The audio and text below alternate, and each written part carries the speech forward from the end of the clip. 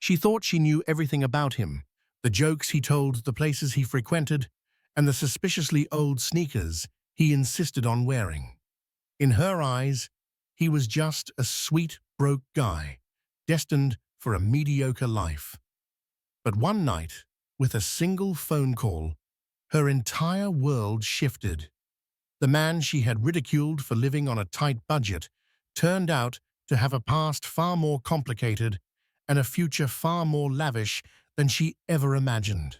Prepare yourself for a wild ride of secrets, betrayal, heartbreak, and redemption. This is the unbelievable tale of how one woman discovered that money isn't always worn on a sleeve or flaunted in a wallet. Caroline Walsh had lived most of her 26 years in the quiet suburb of Greenwick, New Jersey, where small-town charm flirted incessantly with big-city ambitions. She was raised in a modest household, a two-bedroom bungalow shared with her parents, Lily and Frederick Walsh, both of whom worked hard to ensure Caroline never felt deprived. By the time Caroline reached high school, she had developed an intense longing for a more glamorous life. This yearning led her to immerse herself in gossip magazines and reality television, dreaming of penthouses in Manhattan and cross-continental vacations in private jets. That's why when she first met Ethan Addison at a local cafe one breezy spring evening, she expected him to be just another ordinary guy. He wore a simple t-shirt and a pair of well-worn sneakers, the kind any average college student might have. With only a backward baseball cap and a gentle smile to distinguish him, Ethan was definitely not the type to turn heads in a crowd. And yet something about him, maybe it was the sincerity in his voice or the way he listened, sparked Caroline's curiosity. He ordered a hot chocolate instead of the trendy triple-shot espresso everyone else seemed to love, and as he handed a crisp $20 bill to the barista, he made a joke about her bright purple nails, setting off an easy, friendly laughter behind the counter. Caroline had always been a decent judge of character, at least she liked to think so, and her first impression was that Ethan was kind, a bit goofy, and perhaps pleasantly unassuming. She didn't know, however, that she was about to embark on a relationship that would rattle every assumption she'd made about money, identity, and self-worth. They started seeing each other more frequently, meeting up at the cozy cafe or strolling through Greenwick's few scenic spots. The synergy between them was undeniable. Ethan seemed far removed from the high-strung social climbing mindset Caroline often fell prey to. Instead, he was laid-back, thoughtful, and refreshingly non-judgmental. He asked about her childhood, her aspirations, her favorite TV shows, even her obsession with traveling to the French Riviera one day. And he truly listened. It was as though her words were small, precious stones, and he collected them with reverence. Still lingering in the background of Caroline's mind was the question of Ethan's financial situation. She'd joke with her friend Clarissa Coleman about how Ethan insisted on going to thrifty restaurants and always seemed to keep an eye on daily deals. Clarissa would just shrug and say, "Hey, at least he's not irresponsible, right?" Caroline agreed with a half-smile, but something inside her, the side that daydreamed of extravagance, was uneasy. She couldn't help noticing that while Ethan paid in cash, he never really spent much. He avoided talk about splurging and stuck to easy, affordable dates. One time, Caroline even teased him, suggesting they go to the brand-new oceanfront restaurant in the nearby city of Seacrest, rumored to be $200 a plate. Ethan had politely countered, "Let's skip that place. I'm not a fan of overpriced risotto. Let me cook you dinner instead." In that moment, Caroline felt a flicker of disappointment, but she pushed it aside, thinking, "He's sweet. I can handle some thrifty dinner dates, right?" Despite her attempts to stay focused on the positives, Caroline couldn't entirely ignore the gentle but constant pressure from the people around her. After a couple of months, her mother asked casually, "So does Ethan have a decent job?" Her father, less delicate, inquired, "How's a young man going to support a family if he can't even take you somewhere nice?" Once in a while, her parents weren't the only ones sharing their opinions. Caroline's circle of friends, some with actual Manhattan connections, repeatedly reminded her of how a relationship should be fabulously romantic, complete with glamorous date spots and gifts. They contrasted Ethan's modest approach with that of Kelsey Harmon's boyfriend, who had just flown her to Miami for her birthday weekend. The more Caroline heard stories like these, the more her initial contentment eroded. She loved Ethan's gentleness and the way he understood her, but she started feeling resentful too. Why couldn't he at least meet her halfway? Buy her something nice once in a while, surprise her with a fancy dinner, just once. As the weeks rolled on, this resentment grew nurtured by the unending comparisons swirling around her. Ethan's birthday was around the corner, and Caroline wanted to do something special. She decided to cook him a homemade meal: lemon garlic chicken, mashed potatoes, and chocolate mousse for dessert. She purchased all the ingredients, set up her tiny kitchen with candles and a small bouquet of lilies. When Ethan arrived, he was visibly touched by the effort. He even brought a bottle of red wine, albeit from the discount shelf at the local liquor store. Caroline tried to smile, reminding herself that it was the thought that counted. They settled into a comfortable rhythm as they ate, bantering about their day. Then Caroline noticed the watch around his wrist. It looked distinctly more expensive than anything else he owned. She couldn't make out the brand immediately, but something about its design, subtle gold trimming, intricate hands, suggested a high-end timepiece. "Your watch," she remarked casually. "It looks fancy." Ethan glanced down at his wrist, like he'd forgotten he had it on. "Oh, this old thing, my grandfather gave it to me. It's more sentimental than anything else." Caroline raised an eyebrow. The watch was far too pristine to be old, but she held her tongue. After they finished dinner and dessert, she gave him a small gift, a vintage record from his favorite 80s band. He beamed, kissing her gently on the forehead. As they cleared the dishes, Caroline's curiosity grew. Why would someone who practically pinched pennies own a watch like that? Did it mean there was more to Ethan than meets the eye? Caroline couldn't help her frustration. She had tried to talk about her future dreams with Ethan, again and again, travel a nicer home, comfortable living. Yet his standard response was always something along the lines of, "Let's live in the moment. We can take it slow. I don't want to rush into spending a fortune." It wasn't just about spending a fortune, she told herself.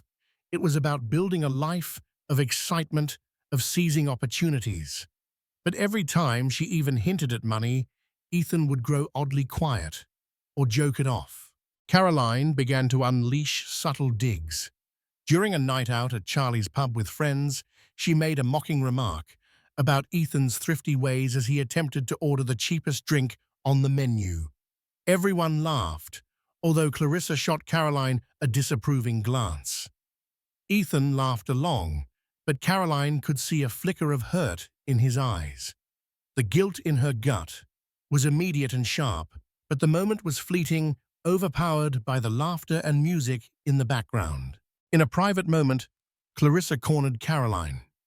"Look, I don't know what's going on with you two, but if you're not happy with how he spends his money, you should probably have a real conversation instead of snarky one-liners." Caroline just shrugged.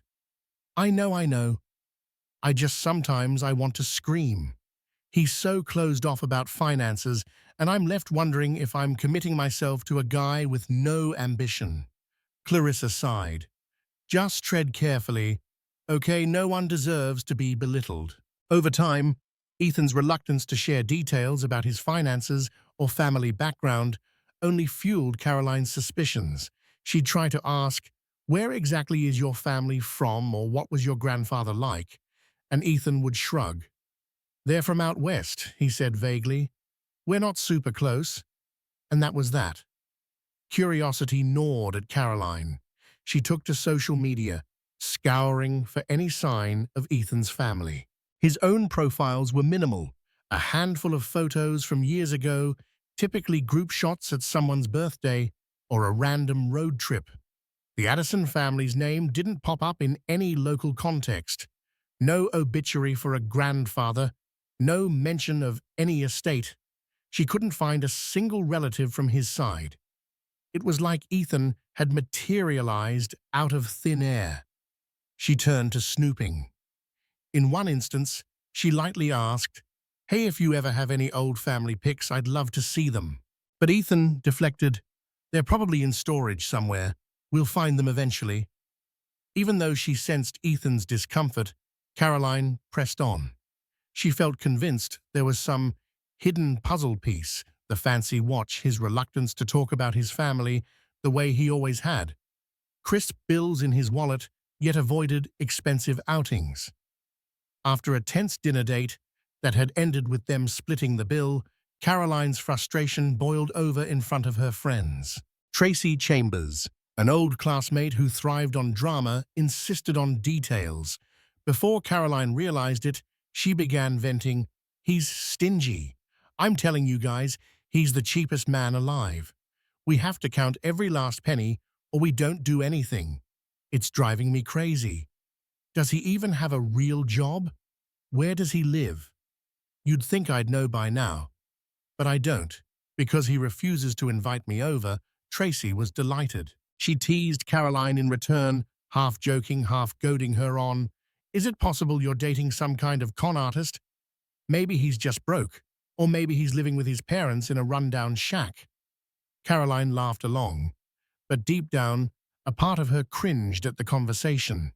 She was crossing a line, mocking Ethan behind his back. It didn't feel good, but she was in too deep. She wanted confirmation that she wasn't overreacting, that she deserved a partner willing to embrace her dreams of a better life. As the weeks rolled by, Caroline and Ethan started arguing more. Little disagreements about dinner choices or weekend plans morphed into bigger conversations about life goals and priorities. Caroline finally snapped one night after Ethan suggested they skip an upcoming art exhibition in Manhattan because the tickets were too steep. "This is exhausting," Caroline cried. "Why can't we do anything remotely special? I'm sick of living like a college student." Ethan's eyes hardened, his normally gentle voice firm. "You think I'm just some jobless loser who can barely afford his rent, don't you?" Caroline's guilt manifested as defensiveness. "I'm not saying you're a loser, but yes, I do want more out of life. And if you can't give me that, maybe we aren't right for each other." Her words felt harsh, even as she said them, but she didn't take them back. Ethan flinched. A long, tense silence followed.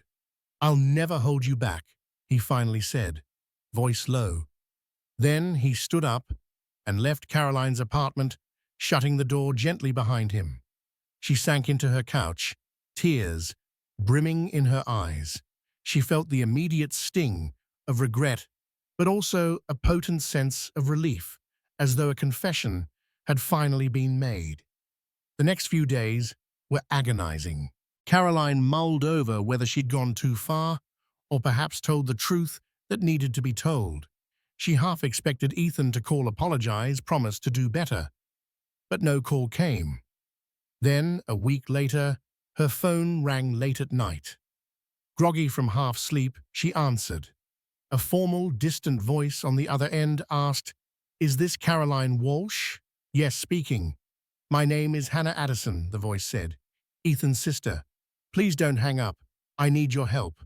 I'm in Seacrest, and I'd like to meet you. It's about Ethan." Caroline's head spun. Ethan had a sister. Why is she calling me? She tried to gather her wits. "Oh, hi. Sure, I guess. But Ethan never mentioned you. Is everything okay?" Hannah hesitated. "We've had a complicated relationship, but I promise if you meet me, you'll understand. I'll be at the Golden Oak Hotel Lounge tomorrow at 7. Please come." The line went dead. Caroline lay awake, her heart hammering. She had no idea what to expect. Perhaps Hannah was estranged and needed to reconnect with Ethan through Caroline. Or maybe Ethan was in trouble. The next day, Caroline arrived at the Golden Oak Hotel lounge with sweaty palms and a churning gut. She scanned the crowd of business travelers and tourists. Her eyes landed on a tall, elegant woman in a fitted blazer, wavy brunette hair, and a tense expression. The woman offered a small wave. "I'm Hannah Addison," she said, as Caroline approached. Her handshake was brisk, but not unfriendly. They took seats in a quiet corner. Hannah wasted no time. "I know you've been seeing my brother.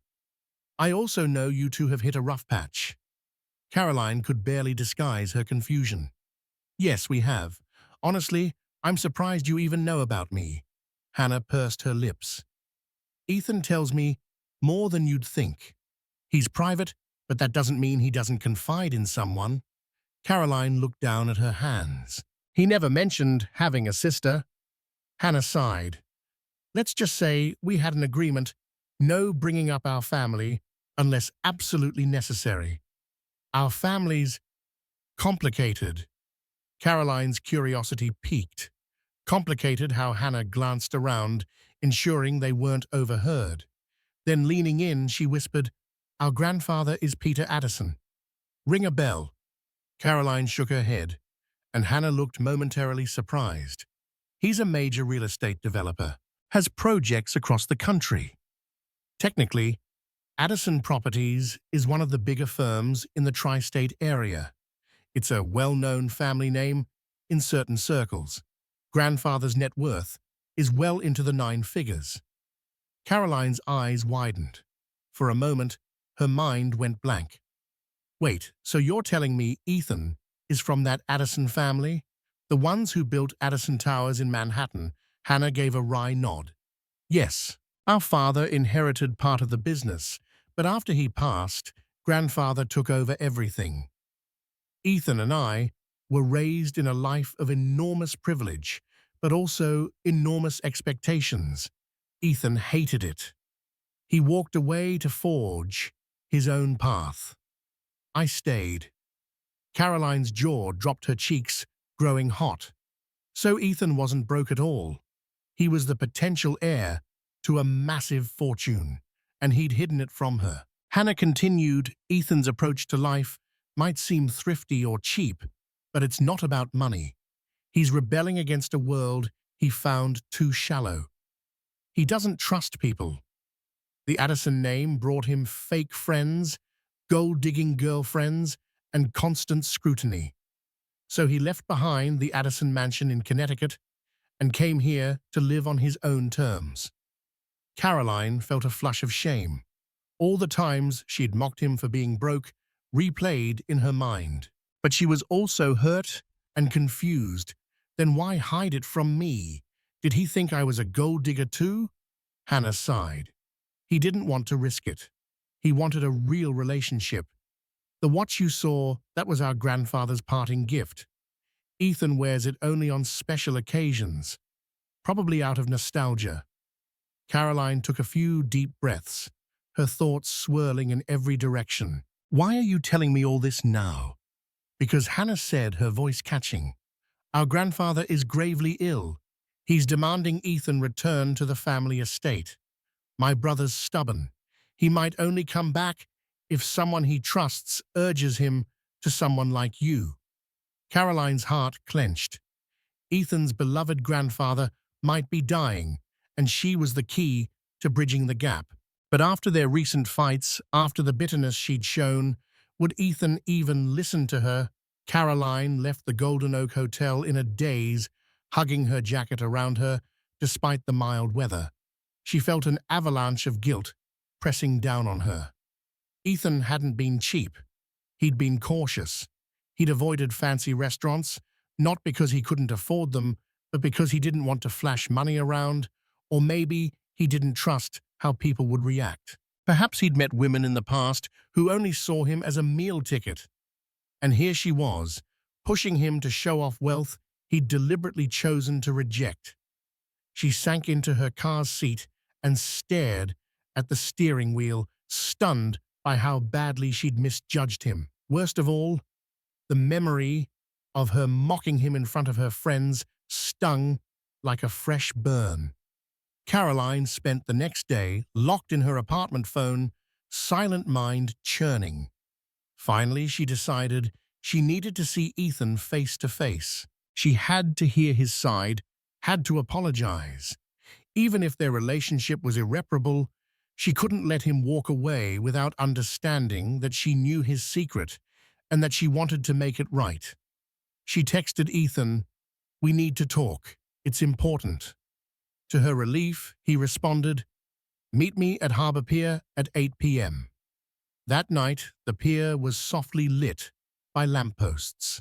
Seagulls squawked overhead as the sun sank into a fiery orange horizon. Caroline spotted Ethan standing at the rail, looking out over the water. His posture was stiff, and for a moment, Caroline hesitated, fear snaking through her. Then she forced herself to approach. "Thank you for agreeing to meet," she began. Ethan nodded, arms folded. "I was surprised to hear from you, but I'm glad you reached out." A pregnant pause loomed between them. Finally, Caroline blurted, "I know. About your family, Hannah called me."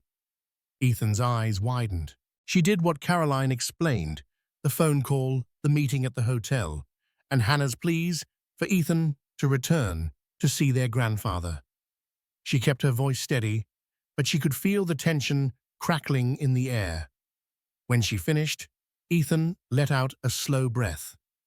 "I didn't want you to find out like this," he said quietly. "I'm sorry I lied to you. I never wanted to pretend to be someone else.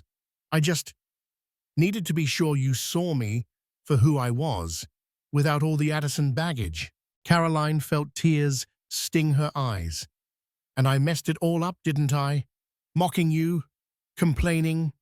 I'm so sorry." If I'd known, Ethan's expression flickered with pain. "Would it have made any difference if you'd known? Or would you have just tried even harder to push me towards some glamorous lifestyle I left behind for a reason?" Caroline clasped her hands together. "I don't know. Probably. But that doesn't excuse my behavior. I saw you as a broke guy holding me back. That was unfair and shallow." Ethan turned back toward the water, silent. Then he spoke. "I've seen people get $signs in their eyes the moment they hear Addison. My last girlfriend, Anna, she only stuck around because she thought I'd pay her credit card bills once we got serious. That's why I didn't tell you. I guess I was hoping you'd accept me for me. I wanted a fresh start." Caroline swallowed. "I get that now. I want to prove to you that I'm not like that, that I really do care. And also, your sister said your grandfather's in critical condition. Maybe it's time to make peace. Don't walk away from your family if there's still a chance to fix things." Ethan's jaw tightened. "It's not so simple. Grandfather wants me to take my place in the business, become the face of Addison Properties with Hannah. That's exactly the life I rejected." "Maybe," Caroline said gently, "but this might be your last chance to see him. Whatever your issues, at least say goodbye." Ethan's eyes brimmed with conflicting emotions. "Would you come with me?" he asked, voice trembling. "I don't want to face them alone." Caroline felt a rush of relief. Yes, of course." They decided to go to the Addison estate together the following weekend. It was a 3-hour drive into the Connecticut countryside, past rolling hills and immaculate farmland. Caroline's heart thumped as they neared an ornate iron gate that stretched across a long, winding driveway. At the gate, a uniformed guard peered into their car, and upon recognizing Ethan, pressed a button that made the gate swing open in silent grandeur. Caroline's eyes widened as they wound up a carefully manicured driveway lined with magnolia trees. And then, there it was, a colossal Georgian-style mansion, complete with regal columns and countless windows reflecting the midday sun. It was like stepping into a movie set. "You grew up here," Caroline whispered in awe. Ethan shrugged, trying to appear nonchalant, but Caroline could see the flicker of old memories behind his gaze. Yeah, this was home. As they stepped out of the car, Hannah emerged from the double doors, flanked by two staff members. The siblings exchanged stiff greetings. Caroline noticed the tension in Ethan's posture, the uncertain smile on Hannah's face. An older woman in a neat black dress came rushing out next. An aunt, perhaps? No, she introduced herself as Mrs. Flanagan, the house manager who'd practically raised Ethan and Hannah. "Thank goodness you're here," Mrs. Flanagan said, wringing her hands. "Your grandfather's been asking for you." Ethan looked up at the mansion windows with apprehension. Then he squared his shoulders and followed Mrs. Flanagan inside. Caroline walked beside him, feeling a strange sense of intrusion in a world so unlike her own. They were led through an opulent foyer, high ceilings, crystal chandeliers, gleaming marble floors. Caroline felt underdressed in her simple blouse and jeans. Finally, they arrived at a large, richly decorated bedroom. In the center stood an ornate four-poster bed, and lying there was a frail old man connected to a tangle of medical equipment. His face was lined with age, but his eyes were bright, filled with an intense focus. "Ethan," he croaked, voice subdued but urgent. Ethan approached the bed, kneeling down so that his grandfather could see him better. "Hey, grandfather," he said softly, the anger and bitterness in his face replaced by deep sadness. Peter Addison lifted a trembling hand. "I've waited for you," he managed. He cast a glance at Caroline. "Who's this Ethan?" introduced her. "My girlfriend, Caroline Walsh." Peter Addison offered a faint nod, then returned his gaze to Ethan. "I made mistakes," he said, voice cracking. "I demanded too much, forced you to follow my path. I see that now." Ethan's expression flickered with pain. "You wanted me to be someone I wasn't." A raspy breath. "Still, you're an Addison. This empire, the Addison name, it's yours too. I need you to look after it. Hannah can't do it alone." Ethan swallowed hard. Caroline stood quietly, feeling like a spectator to a deeply personal family drama. She recalled the moment Ethan had told her he wanted no part of the Addison fortune. Would he change his mind for his dying grandfather?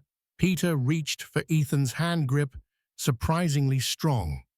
"Promise me you'll come back, help your sister." Then his voice dropped further. "Or everything we've built will fade." At dinner that evening, the Addison family dynamic revealed itself in full force. Hannah pressed for details on Ethan's life in Greenwick, but he offered short, polite answers, refusing to dwell on any specifics. Caroline noticed how Hannah's face fell when she realized how distant Ethan was from the business. During dessert, another family member, Uncle Gregory, showed up.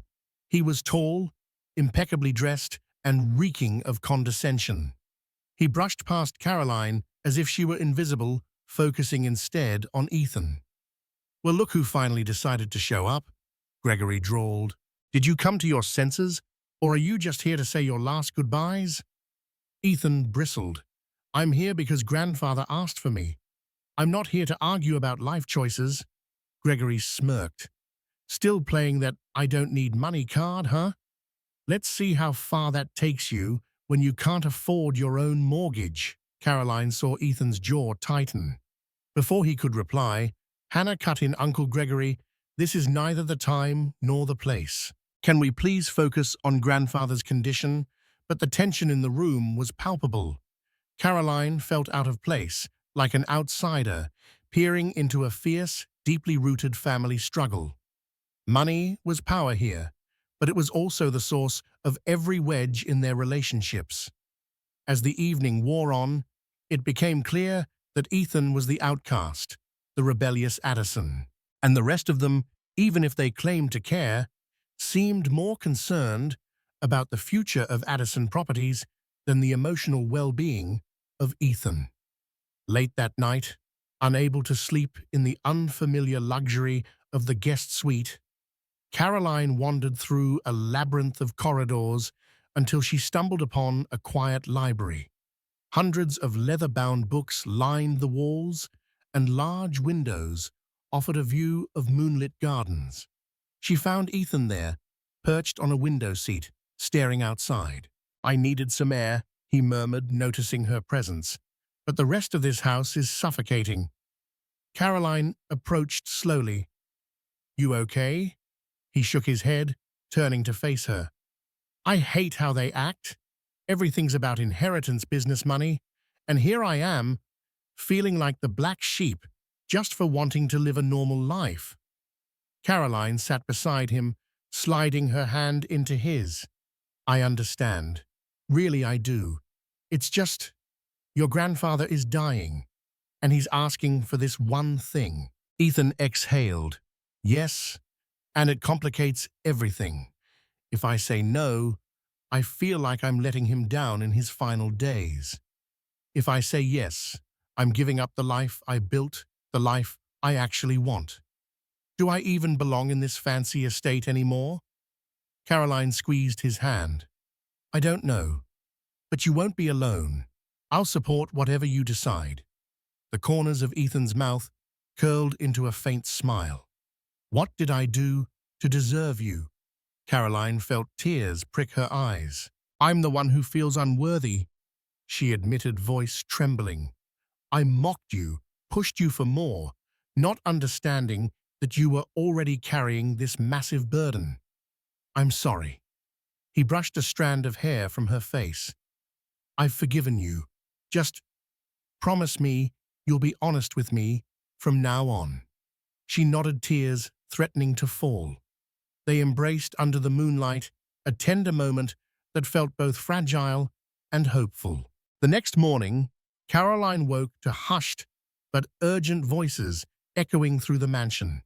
She threw on a robe and ventured into the hallway, where she found Hannah pacing outside grandfather's room, phone in hand. "What's wrong?" Caroline asked. Hannah looked distraught. "Uncle Gregory. He's stirring up trouble. He's convinced the family board that Ethan coming back is a mistake unless he signs an agreement to remain in the business for at least 5 years."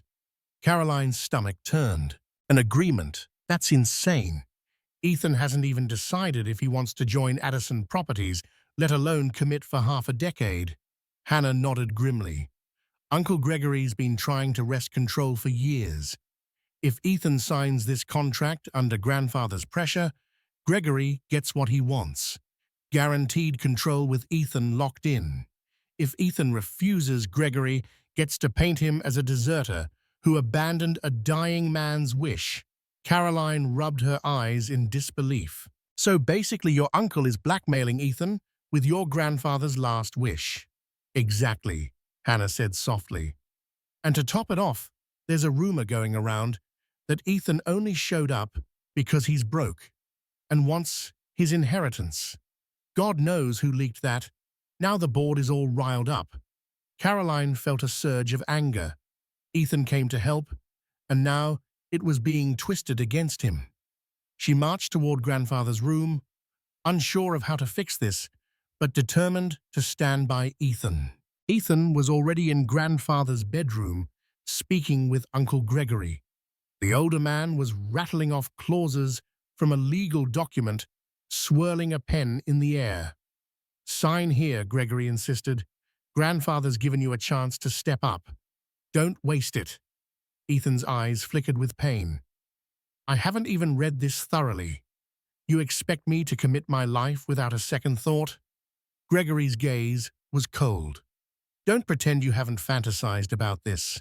You always come crawling back. You know this is where you truly belong." Caroline stood in the doorway, fists clenched. Summoning courage, she stepped forward. "How about giving him time? You can't corner him like this." Gregory turned to her with a sneer. "And who are you to meddle in family business. Caroline lifted her chin. Ethan's girlfriend.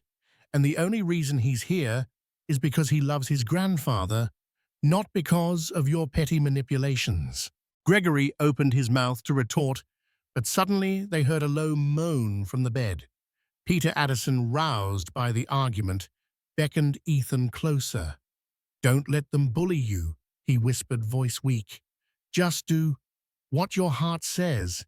Ethan took a trembling breath. "Grandfather, I don't want the business. I came to see you to be there for you. But it's not my life." A flicker of sadness passed over the old man's eyes. Then faintly he managed, "Then at least promise me you'll stay until—" He trailed off words caught in his throat. Ethan nodded, voice thick with emotion. "I'm not leaving your side." In the days that followed, Ethan refused to sign anything. He made it clear to Gregory, Hannah, and the board that he was here for family, not business. Meanwhile, Caroline felt tension coil around the entire estate. Some staff whispered that Ethan was defying the Addison tradition. Others quietly rooted for him, remembering the gentle boy who'd once treated them with kindness. Caroline stayed close to Ethan, serving as a buffer whenever Gregory tried to push the issue of the contract. Hannah, torn between loyalty to the business and love for her brother, tried to mediate, but Gregory was relentless. As the week dragged on, Peter Addison's health deteriorated further. Doctors and nurses came and went, hooking him up to more machines. Ethan spent hours by his grandfather's bedside, holding his hand, sometimes talking softly about the past, sometimes just sitting in reflective silence. Caroline watched it all, her heart aching for Ethan. He'd come to say goodbye and found himself trapped in a swirl of family politics. Late one night, after spending hours in grandfather's room, Ethan found Caroline in the guest suite. His eyes were red from tears, face etched with exhaustion. She didn't say anything, just opened her arms, and he collapsed against her, sobbing quietly. "He's slipping away," Ethan whispered. "And I'm still so angry. Angry he forced this life on me. Angry Uncle Gregory is making this harder. Angry at everyone, even though grandfather is suffering." Caroline ran her fingers through his hair, tears of her own gathering. "It's okay to be angry, but remember you're here doing what you can." Ethan looked at her eyes full of gratitude and despair. "You were right to push me to come here.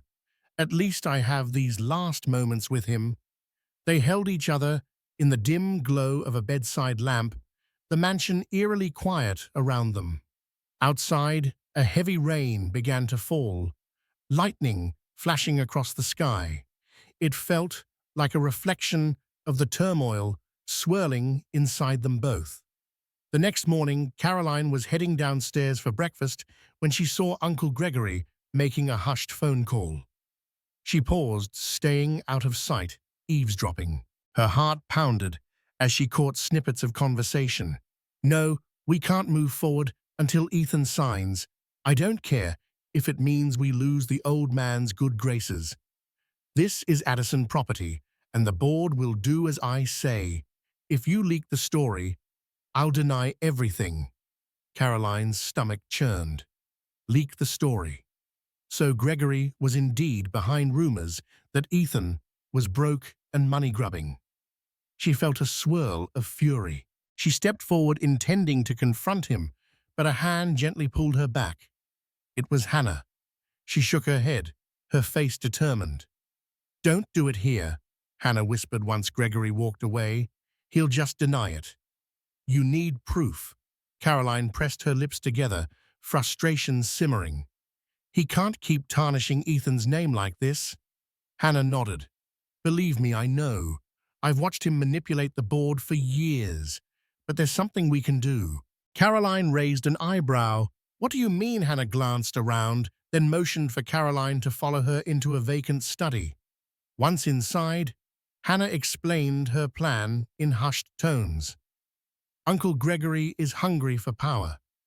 If grandfather dies and Ethan refuses to take his place, Gregory thinks he'll be the undisputed head of Addison Properties.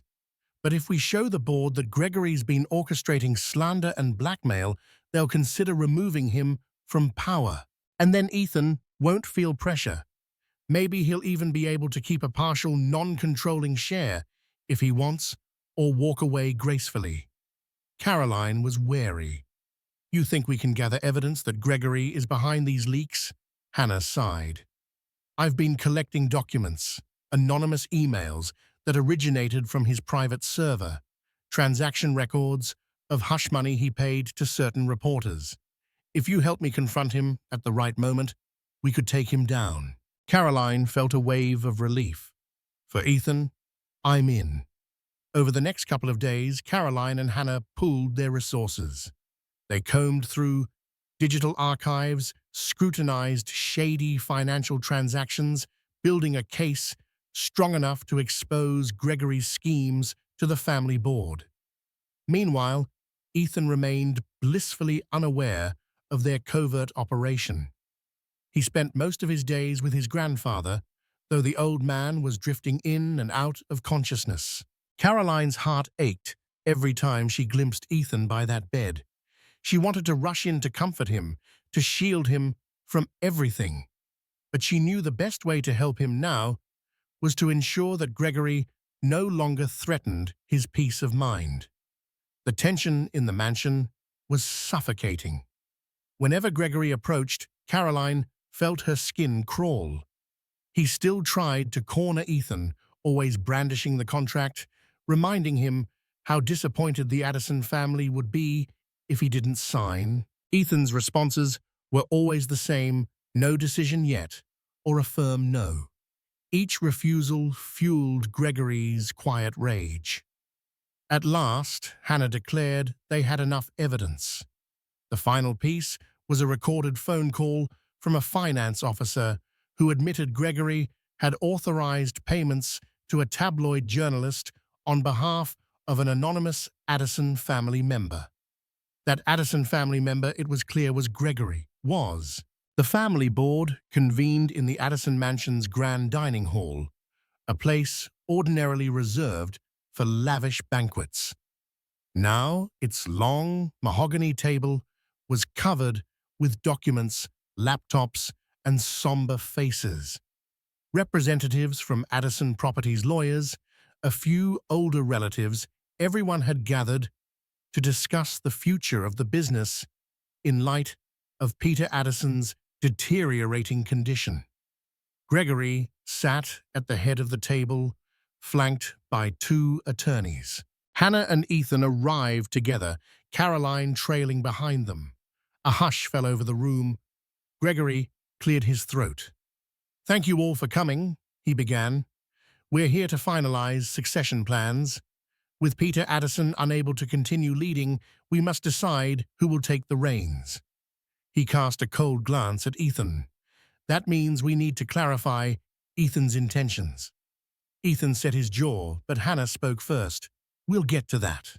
But before we do, we have evidence that certain board members, one in particular, have engaged in unethical behavior to manipulate the succession plan." A ripple of surprise spread across the room. Gregory's mouth set in a thin line. "Explain yourself, Hannah." With a resolute nod, Hannah slid a manila folder across the table, then pressed a button on her phone to play the recorded phone call. The audio crackled to life, revealing Gregory's conversation with the finance officer, instructions to leak stories discrediting Ethan to pressure him into signing the contract. Gasps erupted around the table. Gregory's face turned an alarming shade of crimson. "This is ridiculous. Fabricated nonsense." Caroline stepped forward, nerves aflutter. "Those documents show bank transactions from your personal account to known tabloid journalists.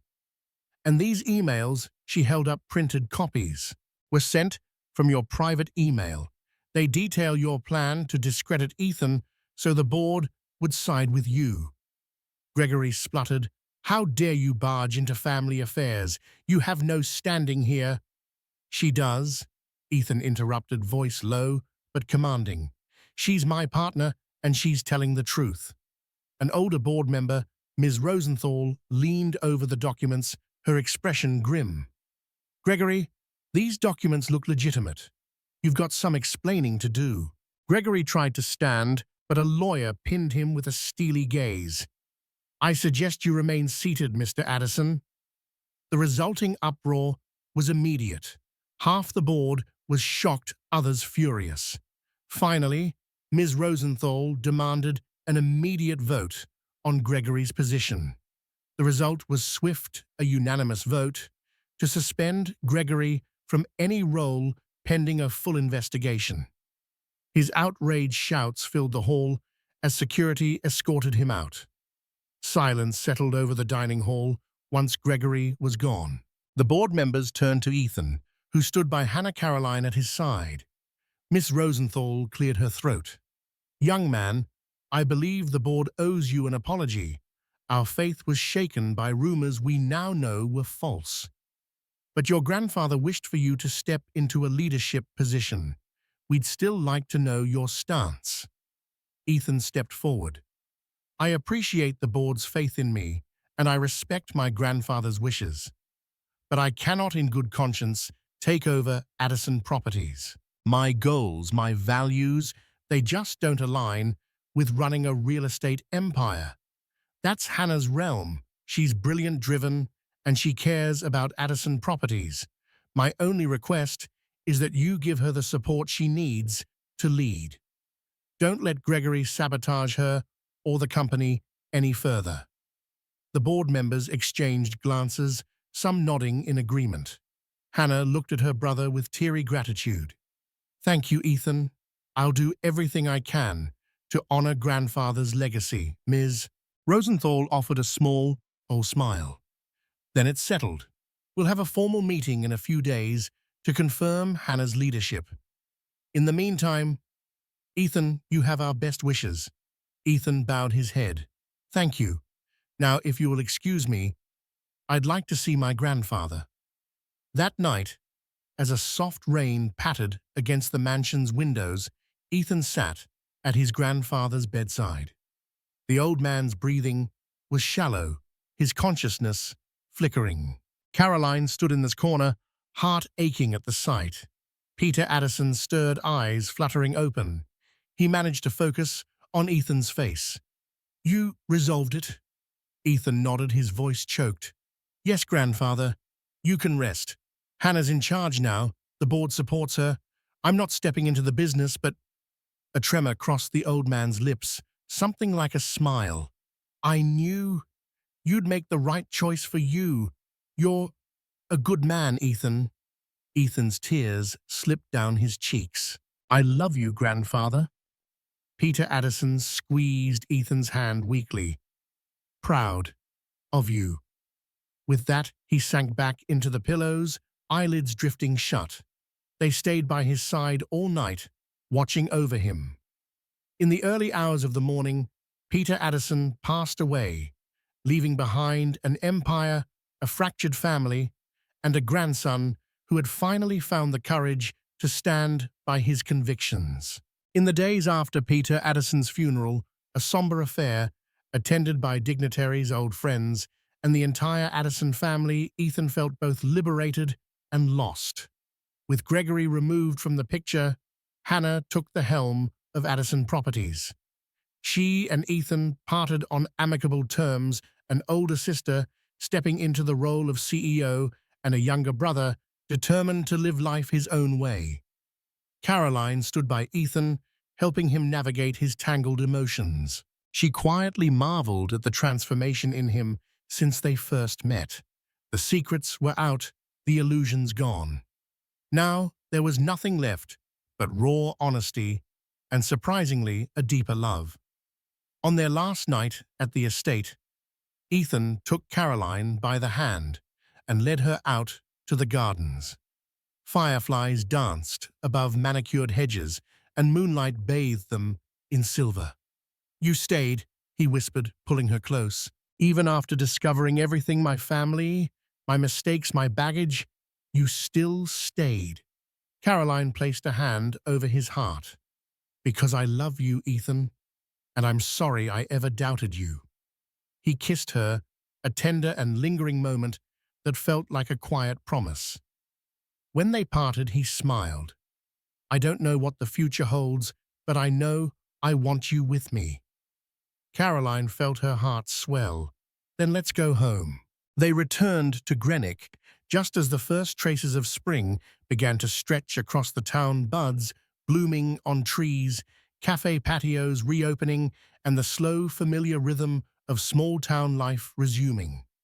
For Ethan and Caroline, it felt like returning from a different world entirely.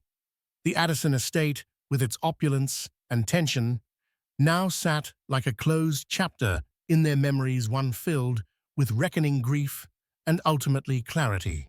Their modest apartment welcomed them with its soft lighting, cluttered bookshelves, and the comforting scent of lavender from Caroline's favorite candle. The trunk of Ethan's car held only a few items: old family photographs, a couple of first-edition books from the Addison Library, and his grandfather's watch, a symbol now of closure, not burden. The first few days back were quiet. They didn't talk much about the mansion or the funeral. Instead, they focused on grounding themselves, long walks through Greenwick's parks, cooking simple meals together, reorganizing closets that hadn't been touched in weeks. It was their way of healing. One lazy afternoon, Caroline found Ethan sitting on their tiny balcony, sketchbook in hand, lost in thought, as he tried to capture the view of the town square. She brought him a cup of tea and settled next to him, tucking her legs underneath herself. The sunlight glinted off the face of his grandfather's watch. "You're wearing it more now," she noted gently. Ethan glanced down, then smiled faintly. "Not because I feel like I have to. It just reminds me of what matters." He wasn't perfect, but he believed in me even at the end. Caroline leaned into his shoulder. "And he was proud of you. So am I." They sat in silence for a while, listening to the birds chirping and the distant sound of children playing. Then Caroline nudged him playfully. "So, French Riviera." Still off the table, Ethan laughed, the sound warm and easy. "You're never going to let that go, are you? I'm just saying." She teased, "Now that the whole world knows you're basically a secret heir, we could at least visit. Not for the flex, just for the view." He looked at her, eyes sparkling. "We'll go. One day. But not because we're trying to prove anything, just because it's our dream. And we'll do it our way. Quiet, authentic, no fanfare."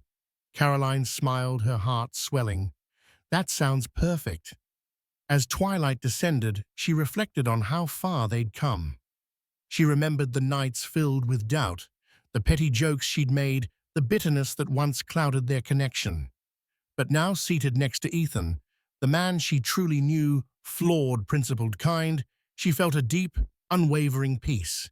It hadn't been money that saved their relationship.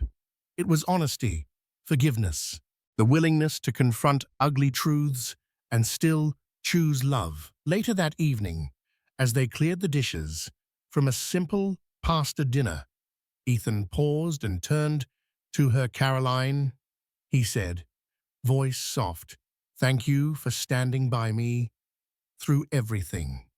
She touched his face, her voice barely a whisper. "You never needed to be anyone but yourself. That's who I love." Outside, the stars blinked into view one by one. Inside, two people who had nearly lost each other found something more lasting than fortune, a quiet kind of forever. Thank you for joining us on this dramatic journey filled with secrets, heartbreak, and ultimately the healing power of love.